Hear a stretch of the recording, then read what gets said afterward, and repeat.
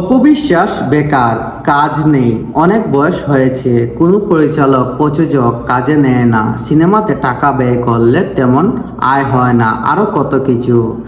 2016 সালের পর অপবিশ্বাস একদমই সিনেমার বাহিরে, যদিও দু একটা সিনেমা করেছে, সেটা হয়তো ভুল ডিসিশন।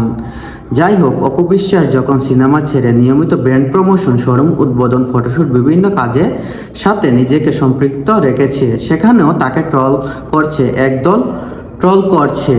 কাজ নেই, ফিতা কাটে বেড়াচ্ছেন। তখন এক নায়িকার ঝুলিতে 10 থেকে 12টা মুভি আছে, কিন্তু শেষ পর্যন্ত একটা মুভিও দেখলো না কেউ, সব ফ্লপ, এবং পরিচালকরা খই খাচ্ছে।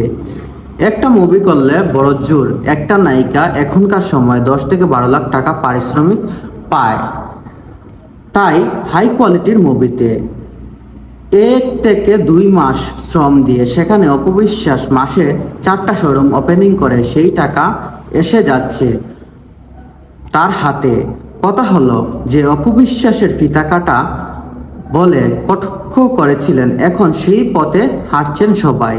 অনেক নায়িকারাই বসে বসে খই বাচ্ছেন, এখন অপবিশ্বাস